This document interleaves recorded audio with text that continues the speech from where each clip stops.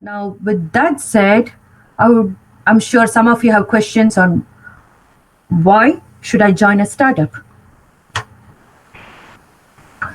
Now, this list of things that I've put here is based on the common denominators I've identified working for several startups. See, startups are companies that challenge the status quo. They bring about something that can be pretty disruptive in nature. So, if you are the type of person who's not much of a conformist, rebel, or I should say a rebel with a cause, startups are likely a candidate for you. And then in startups, you do get to work with people who are really smart and supportive. And that will definitely increase your market value. It's a huge learning opportunity. And then within startups, you'll see that you will have to take different roles. You'll wear many hats. And if you're the kind of person who'd like to try out various things, startup is the place. You can develop various skills, including leadership skills. And then given that startups are heavily focused on innovation, you will have the ability to create value within a startup. And it is no secrets, startups have a small workforce. And that means you'll be working on various things and you can have a direct impact on the company's growth. Startups are very efficient. I can say this with certainty. I've had many experience and all I need is just a switch that I need to purchase. In a startup, all you do is you go to Fry's, pick up a switch and expense it. In a big company, you have to go through a lot of processes. You've got to get it signed by 10 people. And by the time your equipment reaches you, it's probably too late. So I do appreciate the efficiency that you can see in startups. And with regard to work culture, it is very nice. It's a cohesive team of engineers. There is trust, there is respect, and the atmosphere is pretty casual. Pretty much every startup I worked for had a lot of fun days for families. I knew pretty much all my colleagues' kids, their families. It was fun. And last but not the least, you will learn to be frugal. This is good not only for your professional life, but also for your personal life. So I learned all of these things by working for a startup. So I would encourage people who are embarking on their career to definitely look up startups as well as big companies and see what is right for you. Now, on to how do I find the right startup? So I'm going to share some things that I did in finding a good startup. Now, there are two aspects to it. One aspect is definitely, doing your research. You use the internet to do your research. Then definitely you got to talk to your network, people who are in the industry to get some understanding. And then you have to go speak with the people within the company. That's the interview process. You got to make sure you speak with the leaders, you speak with the team, and that's the only way you can gauge where the company is going. And then the second part is doing a self-evaluation. Now, the first thing that you got to do when you're doing your research is make sure you check out the idea. Is that disruptive? Yeah, does it create value?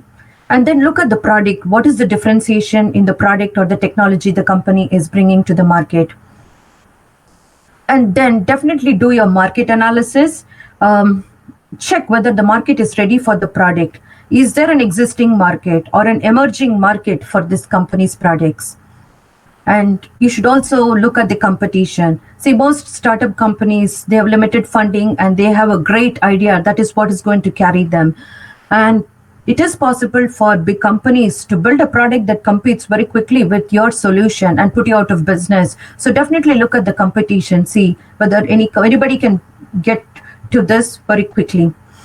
Now, in terms of, do definitely go speak with the team, do research on their background, especially the founders, the leaders, and also the employees. Yeah, you got to know, you'd find out, are they strategic thinkers? Have they built successful companies? This is something it's good to research, I would say. And then look at the company culture.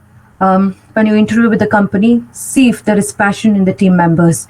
And do they trust and respect each other's? You don't want to go to a company filled with jerks, people who think very highly of themselves and don't respect their colleagues. You don't want to go to such companies. And then you definitely need to research the company's growth trajectory, and you can get information on the company's valuation. And that is reflective of the company's financial health. And I do something called the SWOT analysis. Many companies do it internally, but I do this whenever I research any company that I'm going to work for. Stands for strength, weakness, opportunities, and threats. So I do go and assess, what are the company's internal strengths? What is their existing brand, and what is their customer base? How agile are they? What is the speed with which they can operate? Then I do look at the um, internal weaknesses. Okay, what about the skill set, the fragility, the support structure? These are some of the things you got to make a note of after doing your research using the internet, your information from your network, as well as interviewing with the company.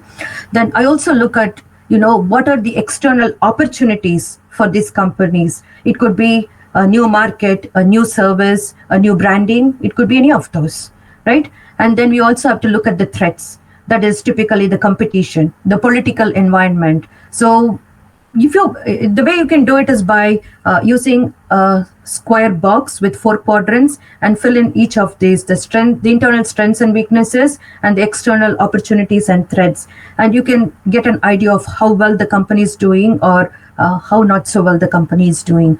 So once you've completed this analysis and you find a company, a startup that you think is good, you got to do some self-evaluation. Ask yourself, is my passion and purpose aligned with the company's mission? Okay, there should not be any disconnect there. And once the answer is yes to the first question, the second thing you got to ask is, do I have the strengths and the skill set to make a difference in the company? Can I help this company grow by going there? And if the answer to that is yes, the final question, am I intrinsically motivated and risk tolerant? Because startups do entail significant amount of risk, and you don't have any kind of supervision or anybody to push you during tough times. So you have to be intrinsically motivated. For that, number one is important. You have to be really passionate about what the company is doing. So if you have all this answered yes, then you are ready to work for the startup that you just identified with your research. Now, with that said, I would like to thank you for participating, and thank you, CCE, for having this platform to help the younger generation. And I would like to leave you with a quote here. Thank you.